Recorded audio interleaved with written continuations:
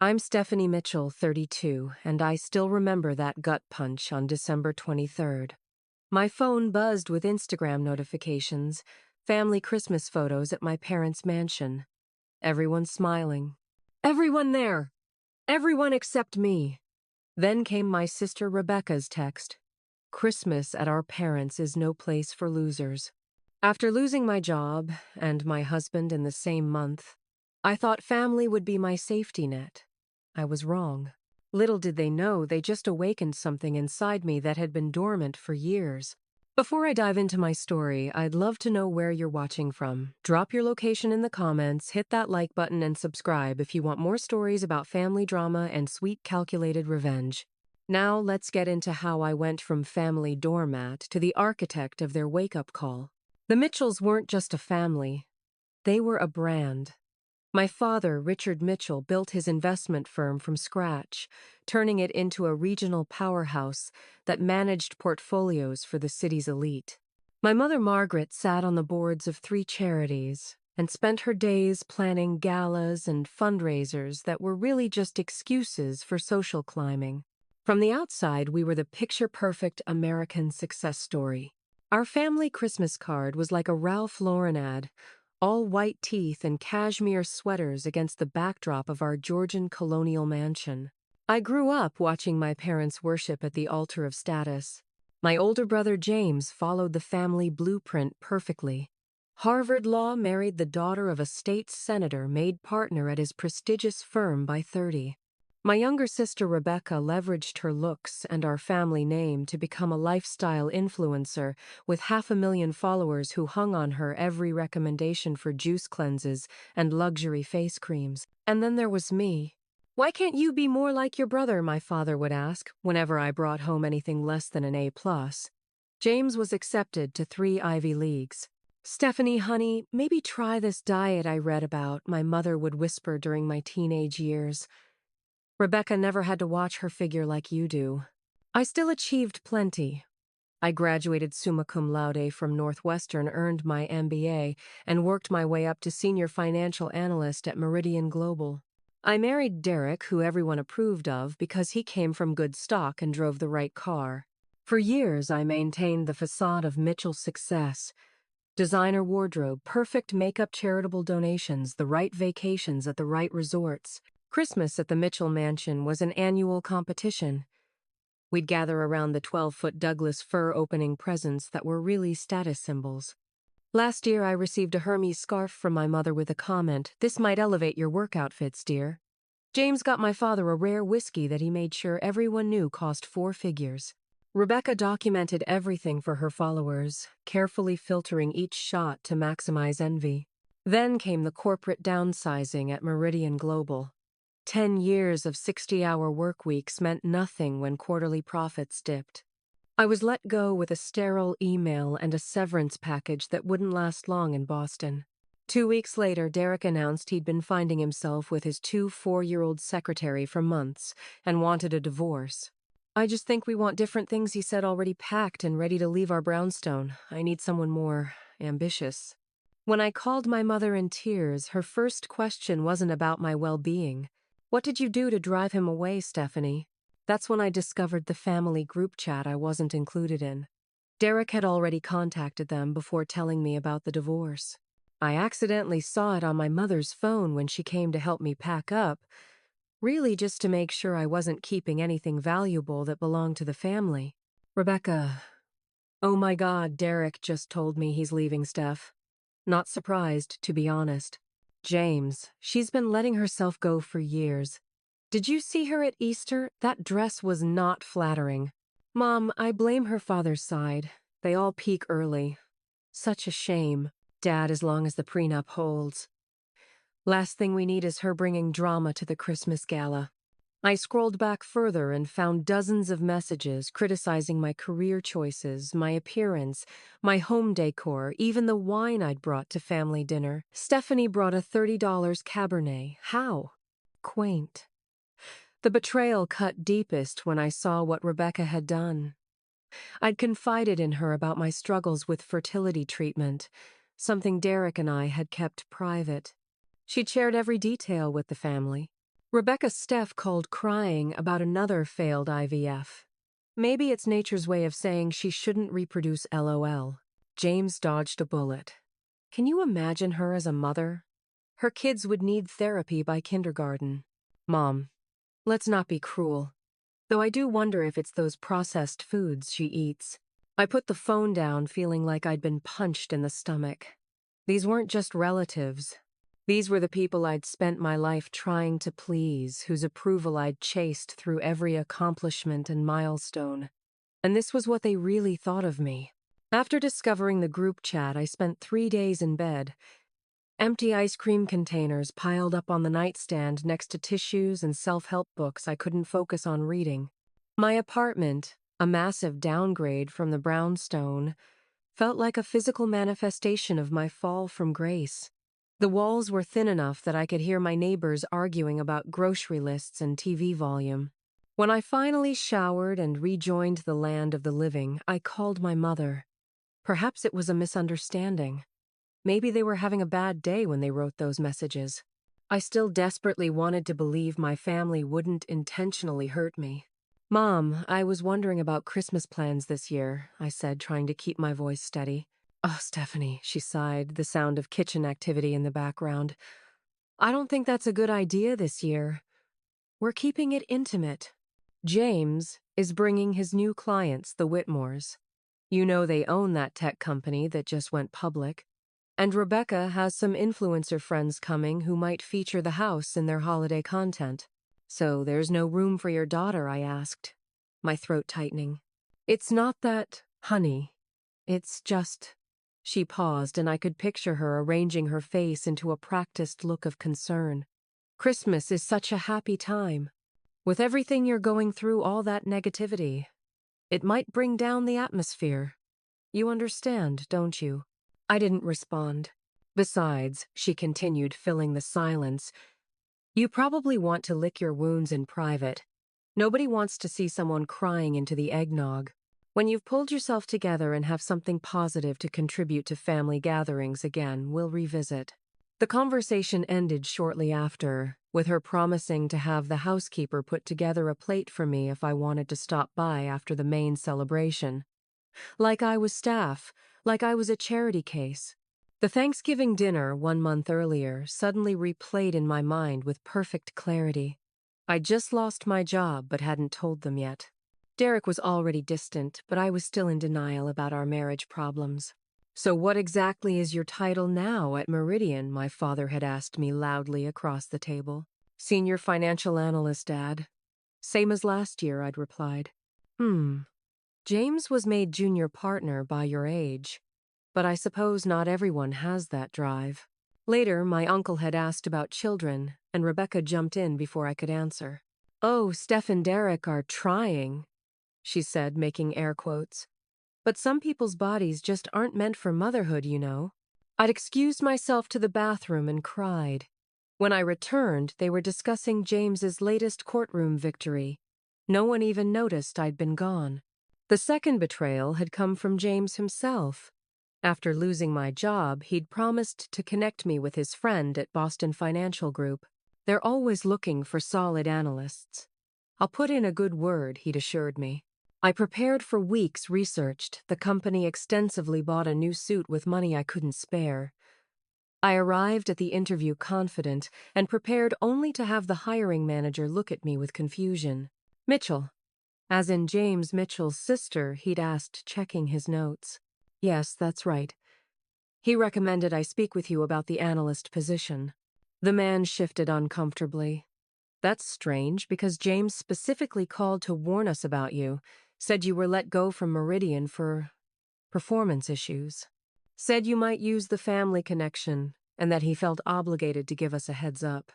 I maintained my composure, somehow thanked him for his time, and walked out. In the parking garage, I screamed until my voice gave out. A week after my mother's rejection of my Christmas inquiry, I met my childhood friend Megan for coffee. We hadn't been close in years, but I was running out of people to talk to. I've been worried about you, she said, stirring her latte. Especially after what your family's been saying. My stomach dropped. What have they been saying? Megan looked uncomfortable. It's probably nothing, just country club gossip. Megan, please. I need to know. She sighed. Your mom told my mom that you had some kind of breakdown. Said you were drinking too much, that you might need professional help. Your sister told people at the gym that you were fired for erratic behavior. And your brother. He was at the same charity golf tournament as my husband last weekend. He told everyone you'd become unstable since the divorce and that the family was handling it discreetly. I sat in stunned silence. They weren't just excluding me. They were actively destroying my reputation in our community. That same day, I received a call from my father's attorney. There had been updates to the family estate planning, and I needed to sign some documents. The attorney seemed uncomfortable as he explained that my parents had decided to remove me from their will entirely. My inheritance would be divided between James and Rebecca. Your father said to tell you it's actually a kindness, the attorney said awkwardly. Something about not wanting to burden you with financial responsibility in your current state. I hit rock bottom that night. I sat on my bathroom floor with a bottle of wine, scrolling through old family photos and wondering how I could have been so blind for so long. I considered giving up, leaving Boston, changing my name, starting over somewhere no one knew the Mitchells. Then I found an old photo album from before money and status consumed my family. There was a picture of my father teaching me to ride a bike, genuine pride on his face when I balanced on my own. My mother braiding my hair before my first piano recital. James helping me with math homework. Rebecca and me building sandcastles at Cape Cod. Something hardened inside me. These people weren't strangers, they were my blood. They knew exactly how to hurt me because they knew me. And somewhere beneath the designer clothes and social climbing, they might remember what it meant to be a real family. I stood up, dumped the remaining wine down the drain, and washed my face. I looked at myself in the mirror. Really looked. For the first time in months. No more victim, I whispered to my reflection. Time to remind the Mitchells who I really am.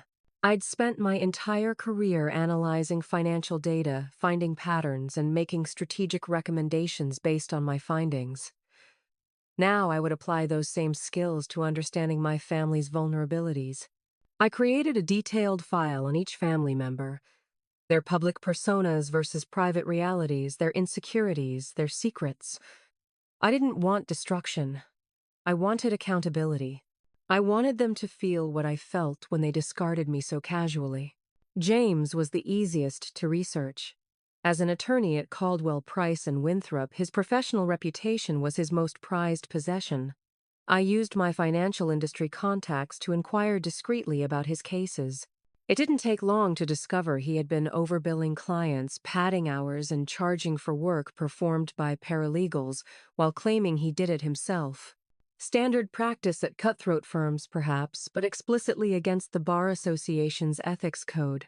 More concerning were his emails to junior female associates, which a former classmate who worked at the firm was willing to share with me. Nothing explicitly sexual, but definitely inappropriate pressure to work late comments about their appearance and veiled threats about their career advancement. James had always been careful to maintain plausible deniability, but the pattern was clear to anyone willing to connect the dots. Rebecca's influencer empire was built on quicksand. She claimed all her posts were authentic glimpses into her life, but I knew she staged everything. Her morning routine videos were filmed in the afternoon. The casual brunch photos were meticulously arranged by a food stylist. What her followers didn't know was that many of her favorite products weren't sponsored at all. She was paying for placement and pretending companies had sought her out. More seriously, she had been accepting payment from followers for personalized wellness plans, despite having no qualifications whatsoever. Some of her recommendations bordered on dangerous, extreme fasting protocols, unregulated supplements and exercises that could cause injury if performed incorrectly. My father's business dealings required more careful investigation. I reached out to Ryan, a former colleague who now worked at a competing firm. "Stephanie, good to hear from you," he said when we met for lunch. "The Meridian layoffs were brutal. You deserved better." "Thanks, Ryan. I'm exploring some new opportunities," I said carefully. including some in my father's sector. Ryan's expression changed slightly. Richard Mitchell's firm, interesting choice. You sound hesitant. He leaned forward. Look, I shouldn't say this, but there have been rumors about Mitchell Investment Group for years. The returns they promise clients are just too good, too consistent. In this market, nobody has those kinds of numbers without creative accounting. Are you suggesting my father is breaking the law? I asked already, knowing the answer. I'm suggesting you'd want to do extremely thorough due diligence before getting involved. That's all I can say. With Ryan's subtle warning in mind, I began examining my father's company more closely. I had enough financial expertise to recognize the red flags once I knew where to look. He was engaging in a sophisticated form of tax avoidance that straddled the line of legality, using offshore accounts and shell companies to hide assets. Nothing that would necessarily send him to prison, but certainly enough to trigger an IRS audit and damage his sterling reputation. My mother's secrets were more personal. For years, she had maintained a relationship with her tennis instructor, Paolo, that clearly went beyond backhand practice. The family all tacitly knew but never acknowledged it. What they didn't know was that she had been funneling family money to help Paolo start a business that was failing despite multiple cash infusions. The third betrayal emerged during my research. While reviewing my credit report, I discovered several large loans taken out in my name over the past 5 years. The signatures were convincing forgeries, and the money had been channeled directly into my father's business during a cash flow crisis he'd never publicly acknowledged. They had used my identity and credit without my knowledge or consent, leaving me liable for over $200 zero-inches debt. I spent weeks building my case file, collecting evidence meticulously. I created backup copies of everything and stored them securely with timestamps and authentication. I wasn't planning to use most of this information. Having it was insurance leverage if needed. Lauren, a former high school friend who now worked at the Boston Sentinel, became my first ally in this process, though she didn't know the full scope of my plans. These business practices you're describing, she said over coffee, they're definitely newsworthy if you had concrete evidence. Hypothetically speaking, of course. Hypothetically, I nodded. What would someone need to provide to make such a story publishable? Documentation, corroboration from multiple sources, and ideally a clear public interest angle beyond personal grievance. I took careful notes. This wasn't about revenge. It was about justice and boundaries.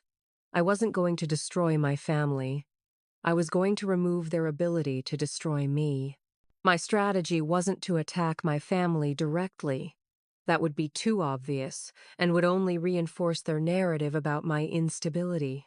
Instead, I would create conditions where the truth about them would emerge naturally, where their own actions would have consequences without my fingerprints anywhere. I began with James. I created an anonymous email account and sent a carefully worded message to the managing partners at his firm. As a concerned client of Caldwell Price and Winthrop, I feel obligated to bring certain billing irregularities to your attention. My most recent invoice shows charges for 12 hours of partner-level work on October 15th. However, James Mitchell was observed at the Cambridge Golf Club charity tournament for most of that day, as photographs in the event program will confirm. I included just enough specific information to trigger an internal review without revealing my identity or connection to James. 2 days later, I learned from my contact at the firm that an audit of James's billing practices had been initiated. Next, I turned my financial analysis skills toward my father's company. I compiled publicly available data about Mitchell Investment Group's reported returns compared to market benchmarks, highlighting the statistical impossibility of their consistent outperformance. I formatted this analysis as a professional research report and anonymously submitted it to 3 financial industry watchdog groups. For Rebecca, I created a fake email account posing as a marketing director for a luxury skincare brand. I reached out about a potential sponsorship deal that would pay significantly more than her usual rate but required extensive documentation of her actual follower engagement and demographic verification. When she provided the information, it revealed what industry insiders already suspected, that much of her following consisted of bot bots and fake accounts. I recorded all phone conversations with my family members, which was legal in our state as long as one party consented. When my father called to discuss financial planning, really asking if I could co-sign for a business loan given my still excellent credit rating, I carefully steered the conversation toward his tax strategies. Dad, I've been thinking about how you structured that Cayman account back when I was working with you on the family trust. The IRS has been cracking down on those arrangements. Those imbeciles wouldn't understand sophisticated planning if it bit them on the ass, he scoffed. Besides, what they don't know won't hurt them.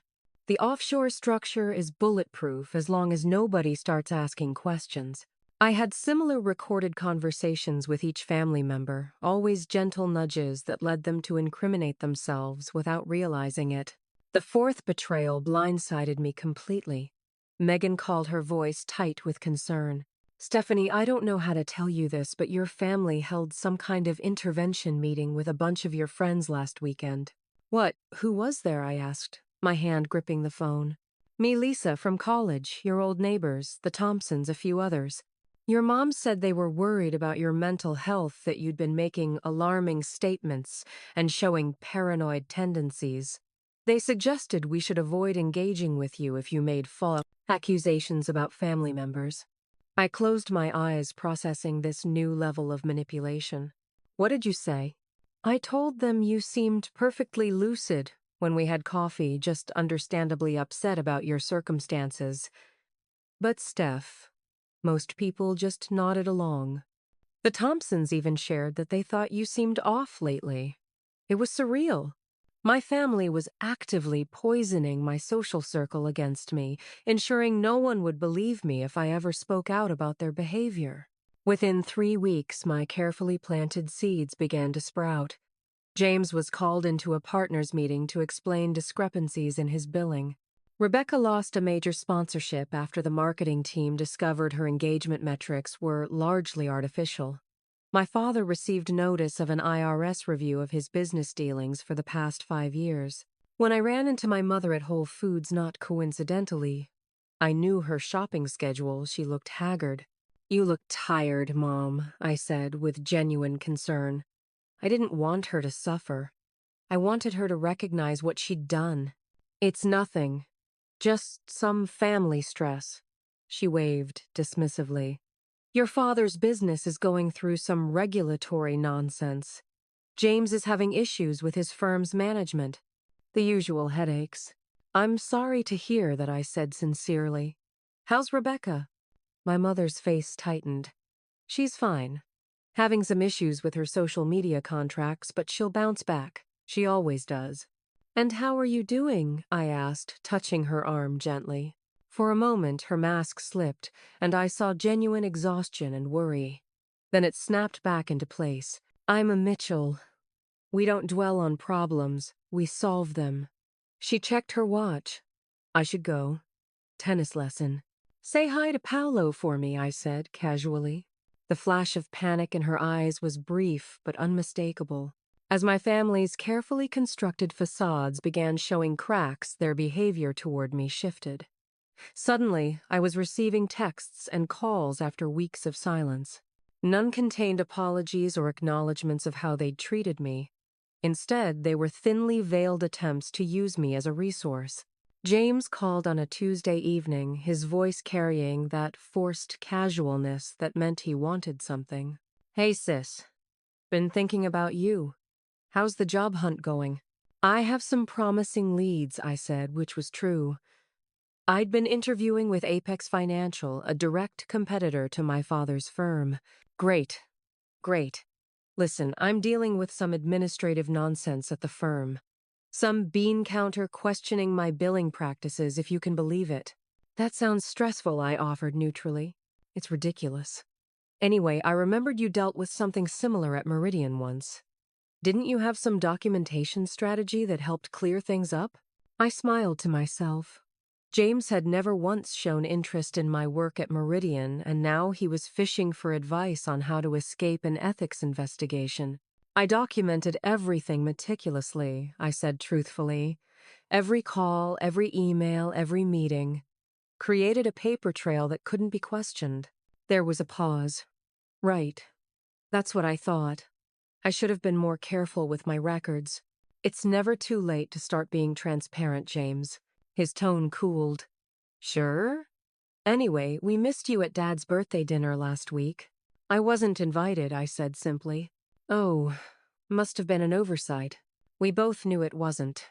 Rebecca's approach was more direct. She showed up at my apartment unannounced, wearing sunglasses indoors and carrying a designer bag that probably cost more than 3 months of my rent. Your place is cozy, she said, which in Rebecca speak meant small and pathetic. It suits my needs, I replied. What brings you by? She perched on my second-hand couch like it might contaminate her. Can't a sister just visit? You haven't visited in the 6 months I've lived here. She waved this off. I've been insanely busy. Look, I'm having a temporary cash flow issue. Some sponsorship payments are delayed and I have expenses. You need money, I translated. Just a short-term loan. $5,000 I'll pay you back next month. I almost laughed. After everything she expected me to hand over money I didn't have. Rebecca, I'm unemployed. I don't have $5,000 to loan anyone. She looked genuinely puzzled, as if my financial reality was incomprehensible to her. But you always save everything. Dad said you were pathologically frugal. I was saving for a house with Derek. That's gone now. She huffed. God, you're still hung up on him. Move on already. Your sad divorcee vibe is depressing. The old me would have been hurt. The new me simply observed her cruelty with clinical detachment. I can't help you, Rebecca. As she was leaving, she turned back. By the way, your roots are showing. Maybe spend less on these tragic throw pillows and more on hair maintenance. Just a tip. The fifth betrayal came from my parents. My father called his voice uncharacteristically warm. Stephanie, your mother and I have been thinking. This separation from the family isn't healthy for anyone. We'd like you to come for dinner this Sunday. Hope flickered briefly before my hard-won awareness extinguished it. What's the occasion? Does there need to be one? We miss you? I agreed to attend, curious about their sudden change of heart. The answer became clear during dinner as my father described a new investment opportunity that required additional capital. We're approaching our most trusted inner circle first, he explained, swirling his bourbon. Family only at this stage. It sounds promising, I said carefully. What kind of investment are you looking for? My mother jumped in. Nothing major, darling. We just need someone with excellent credit to secure the initial funding. Your name on some paperwork. No risk to you at all. There it was. With my father under IRS scrutiny, he needed a clean name for his new venture. My name.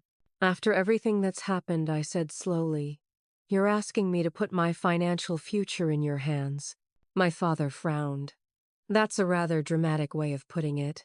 We're offering you an opportunity many would kill for. Like the opportunity to be included in family Christmas, I asked quietly. An uncomfortable silence fell over the dining room. Stephanie, my mother said, finally we've been patient with your emotional difficulties. But this constant victim mentality is exactly why we needed space from you. I stood up, placing my napkin beside my half-eaten dinner. Thank you for clarifying. I won't take up any more of your time.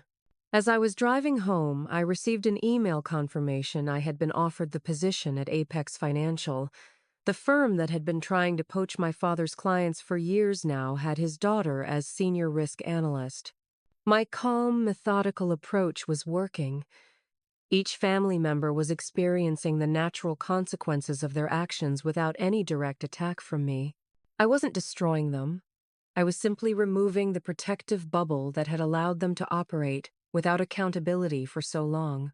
By mid-December, the carefully constructed Mitchell family image was showing significant strain. James was now under formal investigation by both his firm's ethics committee and the State Bar Association. An anonymous source, not me, had provided documentation of his inappropriate behavior toward female associates, adding a sexual harassment dimension to his professional troubles.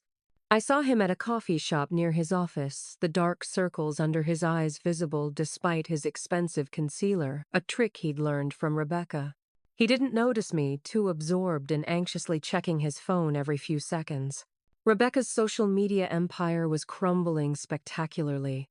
After losing her major sponsorship, others began backing out as questions arose about her actual influence and engagement metrics.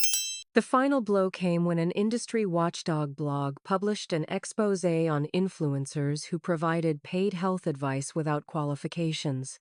Rebecca was featured prominently with screenshots of her more dangerous recommendations. Her follower count dropped by 30% in a week. Her phone rang while we were both at our mother's charity committee meeting. I had rejoined, much to her surprise, maintaining my family connections while watching the chaos unfold. "No, I can't accept that rate. It's insulting," Rebecca hissed into her phone, stepping away from the group. "I don't care what your analytics show. My followers are highly engaged. The algorithm change is temporary." When she returned, her perfect makeup couldn't hide the panic in her eyes. My father's situation was deteriorating the fastest. The IRS investigation had expanded to include his personal finances. A major client had withdrawn their portfolio after receiving an anonymous tip about the firm's questionable practices. The company's stock had dropped 15% in 2 weeks. At his annual Christmas business dinner, which I attended as a supportive daughter and Apex's newest intelligence asset, he excused himself repeatedly to take urgent calls. When he returned the third time, his complexion had a grayish undertone. "Everything okay, Dad?" I asked with genuine concern. "Fine," he snapped. Then, collecting himself, "Just some regulatory hurdles. Nothing to worry about." That night, he was too distracted to notice when his personal phone rang and my mother's caller ID appeared as Paolo rather than her name. Evidence of their continued affair that everyone at the table could see. My mother's carefully maintained social position was also slipping. Her tennis instructor's business failures had become public knowledge after he filed for bankruptcy, listing her as a major creditor. Questions were being raised in her social circle about why Margaret Mitchell had invested so heavily in a failed boutique gym owned by her much younger instructor. The family Christmas plans that had been deemed too exclusive for me were now falling apart. The Whitmores, the important clients James was bringing, canceled after hearing rumors about the pending investigations. Rebecca's influencer friends pulled out when she couldn't guarantee the social media exposure she'd promised. Even the caterer backed out, citing payment concerns after hearing about Mitchell Investment Group's troubles. A week before Christmas, I received a text from my mother family emergency meeting tomorrow night. "Your presence is required. 7 p.m. sharp." When I arrived at the family home, the tension was thick enough to cut with a knife. My father paced the living room, pausing occasionally to down another finger of scotch. James sat rigidly on the sofa, his lawyer face firmly in place. Rebecca was curled in an armchair, scrolling frantically through her phone, likely watching her follower count continue to drop. My mother stood by the fireplace, arms crossed defensively. "Thank you for coming, Stephanie," my father said formally, as if this were a business meeting. "Of course," I replied. "What's the emergency?" They exchanged glances. My mother spoke first. "The family is facing some challenges right now. We need to present a united front." United front against what I asked innocently. "There seems to be a coordinated attack on the Mitchell name," my father said, his voice tight with anger. "James's firm is questioning his ethics. My company is under regulatory scrutiny. Rebecca's business relationships are being sabotaged. Even your mother is dealing with unfounded rumors." "That sounds stressful," I acknowledged. "I'm sorry you're all going through this."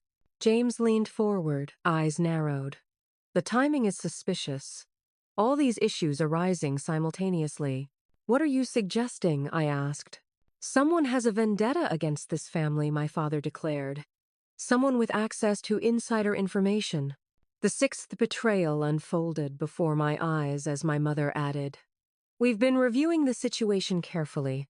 The problems started shortly after your difficulties began. You think I'm responsible? I kept my voice perfectly steady. You have financial expertise, access to family information, and a perceived grievance, James said, as if presenting evidence in court. Not to mention a lot of free time since you're unemployed, Rebecca added with a sneer. I see, I said quietly. When you excluded me from Christmas because I was a loser who would bring negativity to the celebration, you never considered I might actually have value.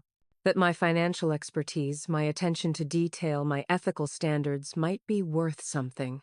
No one said you don't have value, my mother protested weakly. You didn't have to say it. You showed it. Every time you belittled my achievements. Every time you compared me unfavorably to James and Rebecca. Every time you discussed my personal struggles as entertainment in your group chat. They exchanged startled glances. Yes, I saw the messages, I continued calmly. I also discovered the loans taken out in my name without my knowledge. I know about James sabotaging my job prospects, about Rebecca sharing my private fertility struggles for laughs, about the intervention you held to convince my friends I'm mentally unstable. The blood drained from my father's face. You've been spying on us. I've been paying attention, I corrected. Something I should have done years ago. So you admit you're behind all this, Rebecca exclaimed. I smiled slightly. I admit nothing. But I do have a suggestion. If someone wanted to harm the Mitchell family, the most effective approach wouldn't be direct attacks. It would be creating conditions where your own actions and choices caught up with you naturally. That's ridiculous, James scoffed, but I could see the uneasiness in his eyes. Did I force you to overbill clients and harass associates, James? Did I make Dad hide assets offshore? Did I create Rebecca's fake engagement metrics or write Mom's checks to Paolo? My father slammed his glass down. Enough. We didn't call you here to listen to accusations. We need to know what information you've shared and with whom. You called me here to find a scapegoat, I corrected. You're looking for someone to blame for the consequences of your own choices. The seventh betrayal was the most calculated. As I was leaving, my mother pulled me aside. Stephanie, I know things haven't been perfect between us, but we're still family. If you're in some kind of trouble, financial or otherwise, that's driving this behavior, we can help. Discreetly, I realized with perfect clarity what they were planning. They would frame me as a desperate, unstable daughter who had fabricated accusations against her family due to personal troubles. If any evidence emerged connecting them to financial improprieties, it would be attributed to my actions, not theirs. I appreciate the concern, I said, meeting her eyes directly. But you should know that I've recorded every conversation I've had with each family member over the past 2 months, including discussions about tax strategies, client billing, and undisclosed business relationships. Her face went pale. You wouldn't use those against your own family. I hope I never have to, I said sincerely. But I will protect myself if necessary. As I drove away from the family home, I felt no satisfaction, only a calm certainty that I was finally standing up for myself. The week before Christmas brought a perfect storm of crises for the Mitchell family. IRS agents arrived at my father's office on Monday morning. Boxes of documents were carried out by somber-faced men in suits as business reporters gathered outside. The company's stock plummeted another 20% by closing bell. James was placed on administrative leave pending the outcome of the ethics investigation. The firm issued a careful statement about taking all allegations seriously and maintaining the highest professional standards. He called me that evening, his voice slurred from whatever he'd been drinking. "Are you happy now?" he demanded. "My career is in shambles." "I'm not happy about anyone suffering, James," I replied truthfully.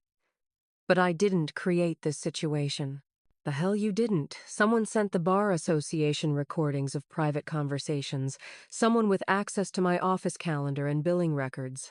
"That sounds serious. Have you considered that your behavior might be the actual problem, not whoever reported it?" He hung up without responding.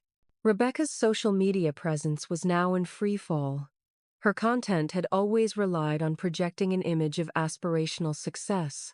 As brands distanced themselves from her, that image became impossible to maintain.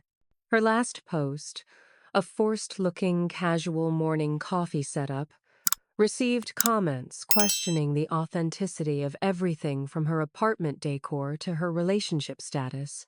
Most devastating was the exposure of her private messages to followers who had paid for her wellness advice and subsequently experienced health issues. One young woman had been hospitalized after following Rebecca's extreme detox protocol.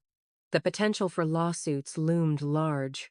My father's health began to suffer under the strain.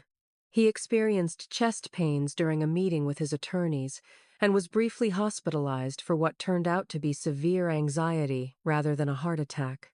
The incident did nothing to calm the growing concerns about Mitchell Investment Group's stability.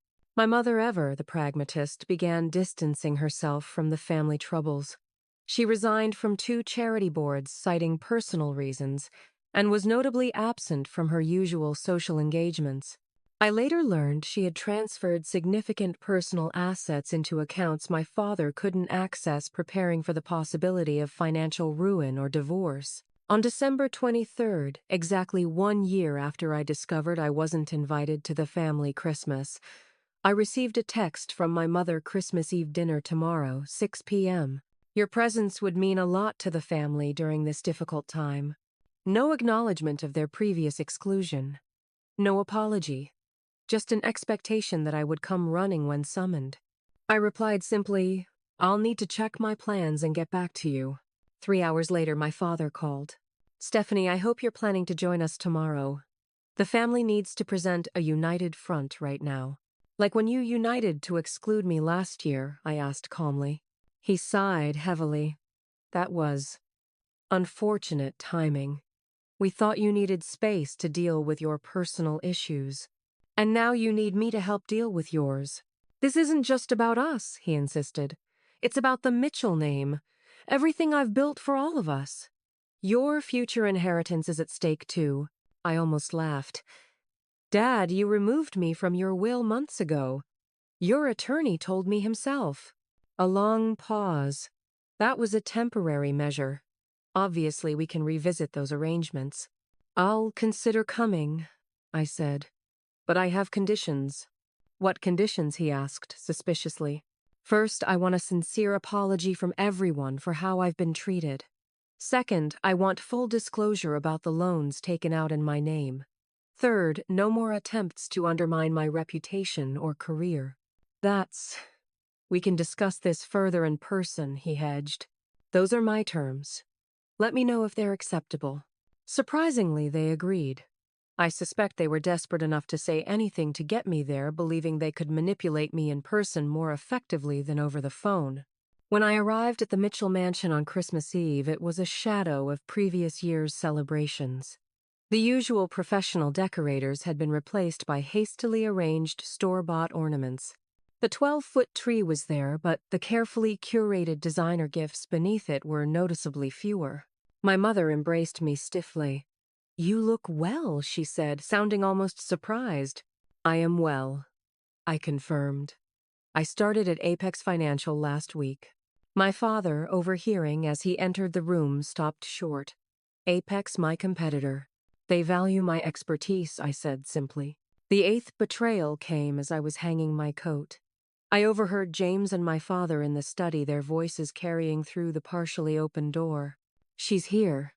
"Now what?" James asked. "Now we figure out exactly what she knows and who she's told," my father replied. "If she's behind even half of what's happened, we need leverage to ensure her silence. And if she's working with Apex specifically to target your clients, then we'll remind her where her loyalties should lie. She's still a Mitchell regardless of her current employment. Family obligations trump business relationships." I stepped away quietly, their words confirming what I had already suspected. This reconciliation attempt wasn't about healing our relationship. It was about damage control. Dinner was a masterclass in surface politeness covering underlying tension. My mother maintained a stream of inconsequential chatter about neighbors and church events. Rebecca sulked silently, checking her phone under the table every few minutes. James and my father exchanged meaningful glances throughout the meal. When we moved to the living room for the traditional gift exchange, I noticed my gift pile was noticeably smaller than everyone else's. Old habits died hard, apparently. "Before we open presents," I said, standing by the fireplace, "I believe there was something you all wanted to say to me." Uncomfortable glances were exchanged. "Stephanie," my mother began cautiously, "we may have been somewhat harsh in how we handled certain family matters." "That's not an apology," I noted. James cleared his throat. "We're sorry if you felt excluded or undervalued." "That's not an apology either. That's placing the responsibility on my feelings rather than your actions." My father's patience visibly frayed. "For God's sake, Stephanie, what do you want from us? We're all here. We've included you. We've acknowledged mistakes were made. Can we move forward now?" I looked at each of them in turn. These people who shared my blood but had never truly seen me. "I brought each of you a special gift," I said, reaching into my bag.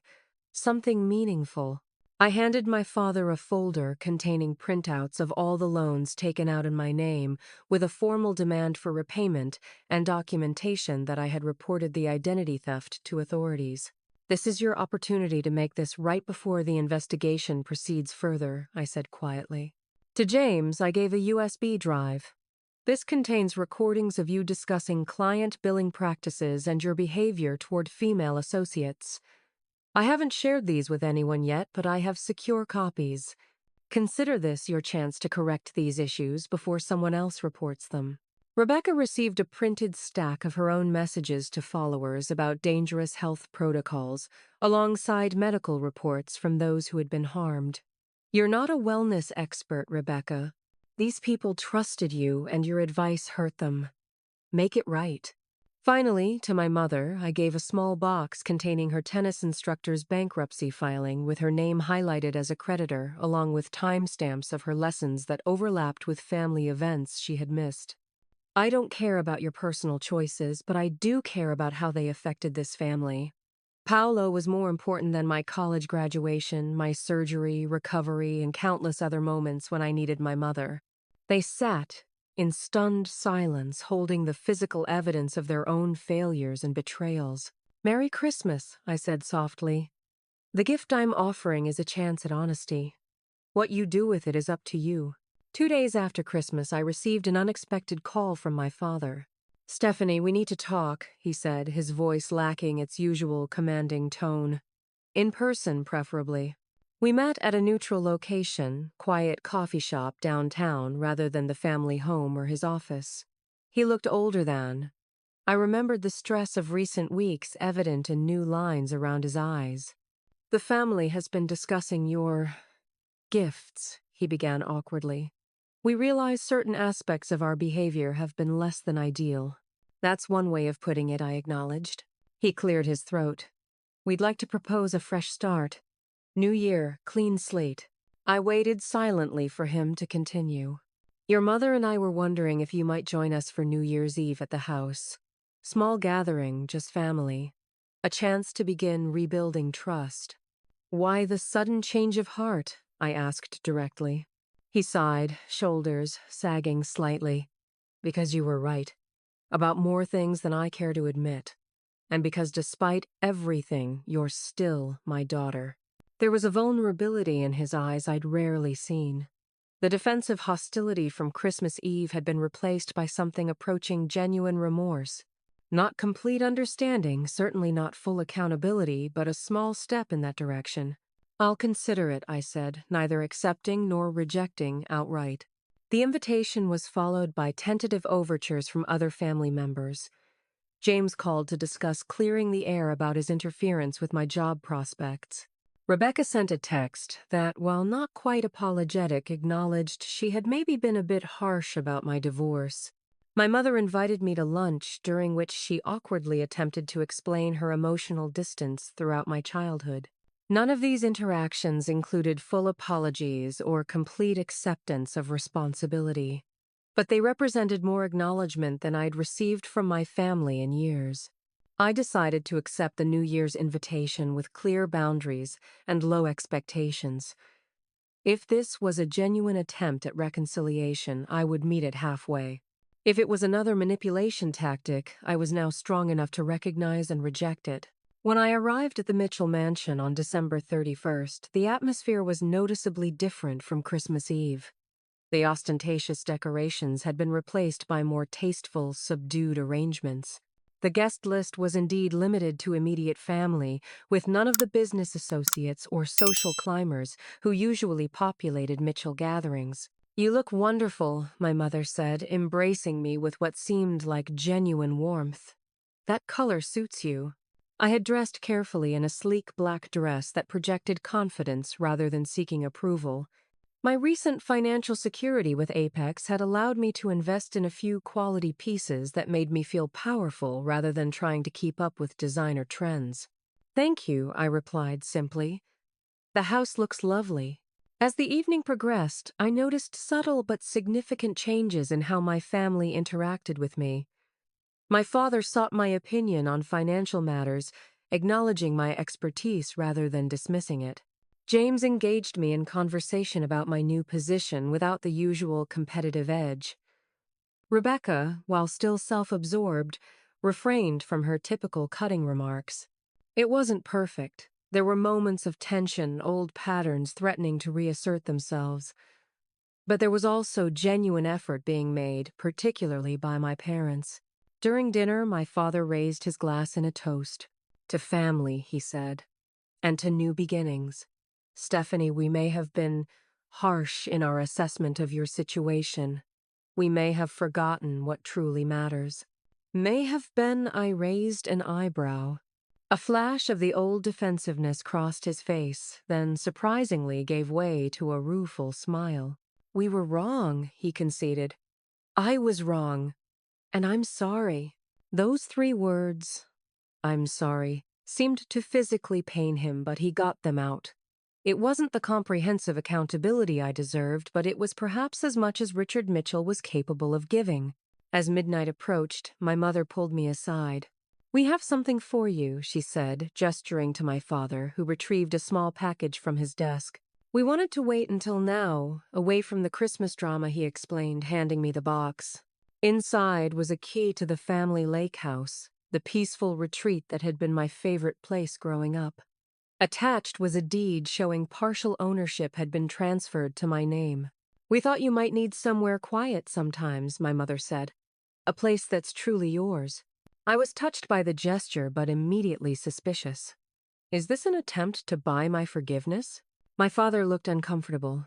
"It's an acknowledgement that you've always valued that place more than any of us, and that we should have respected what matters to you instead of imposing our values." Later that night, as I was getting ready to leave, I overheard a conversation that revealed the 8th betrayal. My parents were in the kitchen, unaware that I was approaching. "Do you think it worked?" my father asked quietly. She seemed receptive. "I think so," my mother replied. "The lake house was a good idea. She's always been sentimental about that place." "Good. We need her on our side right now, not working against us. Apex has already approached 3 of our major clients, with her inside knowledge of our operation. Richard, be careful. If she realizes we're just using her connections to stabilize the business." I stepped back silently, a familiar disappointment settling in my chest. Some things hadn't changed after all. The reconciliation was at least partly strategic, a way to neutralize me as a threat and potentially use my position at Apex to their advantage. When I returned to the gathering, I maintained my pleasant demeanor, but with a new awareness. The gifts, the apologies, the newfound respect, all were genuine to a point, but also calculated. My family was adapting to the new reality where I had power they hadn't anticipated, where I couldn't be dismissed as the family failure. As we exchanged final hugs at the door, I looked each family member in the eye with calm confidence. "Happy New Year," I said warmly. "I think this is going to be a transformative one for all of us." The uncertainty in their expressions told me they understood my meaning perfectly. 3 months after New Year's, the Mitchell family gathered at my apartment for Sunday brunch, a new tradition I had established. My place was small compared to the family mansion, but I had made it truly mine with comfortable furniture, books. I actually read an art I genuinely loved rather than pieces chosen for investment value. The changes in our family dynamic had continued to evolve. Some were superficial adjustments made out of necessity. My father needing my connections at Apex to help stabilize his company after the IRS investigation resulted in substantial penalties. Others reflected deeper reckonings with long-established patterns. I had never revealed the extent of my involvement in their various crises. They suspected, certainly, but direct accusations had faded as they focused on rebuilding their lives. In truth, I had merely created conditions where truth could emerge. The consequences they faced were the result of their own choices. My father's business had survived the scandal, though significantly diminished. The offshore tax issues resulted in fines rather than criminal charges, and he was required to establish strict compliance protocols monitored by independent auditors. The experience had humbled him noticeably. He now sought my financial advice regularly, acknowledging my expertise in risk assessment. The new compliance team is recommending we restructure the European accounts he mentioned as I poured him coffee. I'd appreciate your thoughts on their proposal. Send it over, I agreed. I'll review it this week. James had retained his law license but lost his partnership. He was rebuilding his practice with a focus on corporate compliance, a fitting irony. The experience had forced him to confront his sense of entitlement and the casual cruelty it had fostered. I'm mentoring 2 new associates, he told me, a hint of genuine pride in his voice. Women who remind me a bit of you, actually. Detail-oriented, ethical to a fault. Ethical to a fault, I repeated, with raised eyebrows. He had the grace to look embarrassed. Poor choice of words. Principled. Unwilling to cut corners. Rebecca's influencer empire had collapsed entirely, but from its ashes emerged something more authentic. She now ran a much smaller lifestyle blog focused on affordable fashion and realistic self-care. Her follower count was a fraction of its former size, but her engagement was genuine.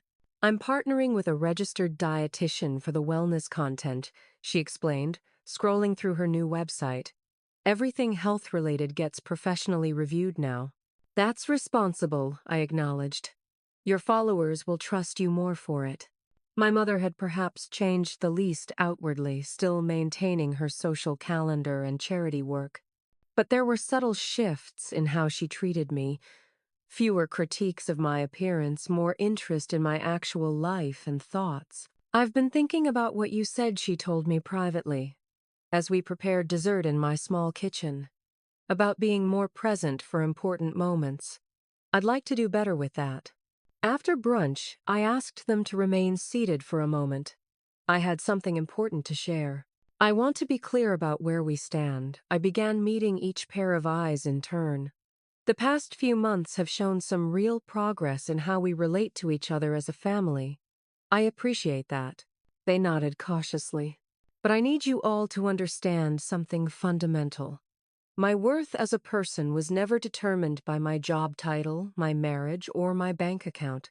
It wasn't diminished when I lost those things, and it's not increased now that I'm successful again. My father shifted uncomfortably. Stephanie, we know that. Please, let me finish, I said firmly. I'm not the family failure who magically became valuable again when I could be useful to you. I'm the same person I've always been. I needed support during a difficult time, and instead I was excluded and mocked. Rebecca looked down at her hands. James studied his coffee cup intently. I'm willing to build a new relationship with each of you, I continued. But it will be based on mutual respect and genuine care, not conditional acceptance based on status or utility.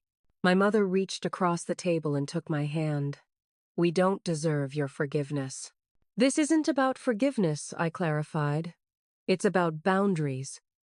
I can forgive the past while still requiring better treatment in the future. The path forward wasn't perfect or even completely clear. Old habits resurfaced sometimes. My father occasionally slipped into dismissive comments about emotional decisions when we disagreed on financial matters. Rebecca still posted the occasional passive-aggressive social media message when family obligations interfered with her plans. My mother struggled to fully acknowledge her role in our dysfunctional dynamics. But there was genuine progress, too. James surprised me by recommending me for a position on a nonprofit financial advisory board, publicly acknowledging my expertise. My father consulted me before making major business decisions, not just as a formality, but with genuine interest in my analysis. Rebecca asked me to review her partnership contracts before signing, admitting she valued my attention to detail. Most significantly, when I decided to buy my own home, 6 months later, my parents offered to help with the down payment. Not as a way to control my choices or buy my loyalty, but as genuine support with no strings attached. I declined politely, but appreciated the sincere gesture. The lake house became my weekend sanctuary, a place to decompress and reflect. Sometimes family members visited, sometimes friends, but often I enjoyed the solitude, something I had learned to value rather than fear. The following Christmas was held at my new home, a deliberate break from tradition that symbolized our evolving family dynamic. It was smaller, less ostentatious, but warmer and more genuine than any holiday gathering I could remember. As we sat around my dining table, I realized that my revenge had ultimately not been about punishment at all. It had been about dismantling the false structures that allowed dysfunction to flourish and building something healthier in their place. "I'd like to propose a toast," I said, raising my glass. "To family. Not the perfect image we pretend to be, but the imperfect, authentic connection we're learning to build." To family, they echoed, meeting my eyes with a new understanding. The journey of healing wasn't complete, such things never really are. But we had found a path forward based on truth rather than appearances, on genuine connection rather than obligation. And that perhaps was the most valuable inheritance the Mitchell family could provide. I hope my story resonates with those of you who felt like the family disappointment, the one who didn't quite measure up. Remember that your worth isn't determined by others' assessment of your success. Sometimes the greatest gift you can give yourself is the courage to set boundaries and demand the respect you deserve. If you've experienced something similar with your family, I'd love to hear your story in the comments. How did you navigate family dynamics that were toxic or conditional? What boundaries have helped you build healthier relationships? Please like this video if it resonated with you. Subscribe for more stories of personal growth and family healing, and share with someone who might need to hear that they're not alone in their struggles. Thank you for listening, and remember, sometimes the calmest revenge is simply becoming the person you were always meant to be, regardless of others' expectations.